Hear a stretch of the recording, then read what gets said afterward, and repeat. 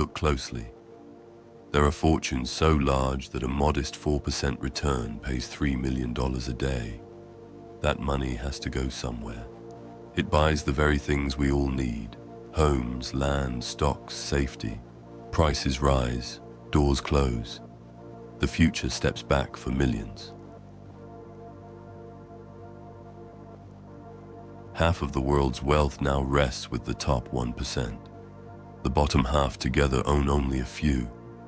This is not a glitch in the economy. It is the economy compounding in plain sight. If nothing changes, the owners of assets will outrun the earners of wages. This story is about what that means. For homes, for years, for your children's tools, and whether time and intelligence will become private property. Behind these figures is a kind of physics. Great fortunes compound. Surplus chases assets. Asset demand lifts prices. Rising prices require larger debts from non-owners and interest streams upward. Left alone, this becomes a passive income singularity, where returns on existing wealth outmuscle the rewards for work. Nowhere is it more visceral than housing. From San Francisco to São Paulo, from Lagos to London, from Mumbai to Sydney, ownership slips later and later in life. Many will rent forever, paying the mortgages of others while never building equity of their own. A house was never just shelter. It was a contract with the future. As private fortunes rise, public balance sheets thin, fewer shared resources, longer queues, a quiet austerity that normalizes scarcity. We call it inevitable. It is not. Some nations built counterweights, sovereign wealth funds that let citizens share in compounding, housing built at scale, broad stock holding for workers, public stakes in strategic industries. These are not slogans. They are design decisions about who owns the engine that drives tomorrow. Look globally and the mass change, but the engine is the same. In the United States, equity wealth expands while labor's share contracts.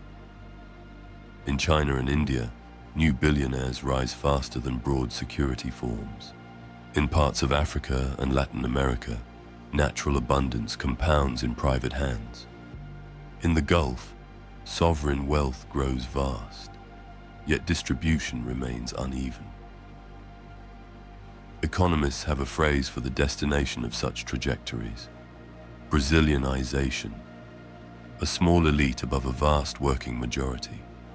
Public services stretched thin, precarity as daily architecture. It is not uniquely Brazilian. It is a direction of travel when concentration is allowed to mature. The next turn is not only about what people own, it is about when they live.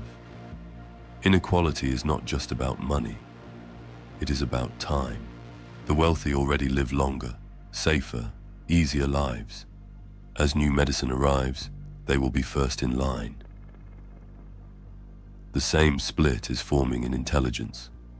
Today, I feels open to everyone. Tomorrow, frontier systems may skew private, personal, accelerated, and costly. The few will learn faster, decide faster, move faster, and the rest will live inside their outcomes. This is the horizon, 2 calendars. One for those who can buy more years and better minds. One for everyone else. What began as a gap in wealth becomes a gap in futures. Time itself concentrates. Intelligence itself compounds privately. If that sounds abstract, bring it to ground. Picture a city where the average first home drifts from 38 to 41 to never.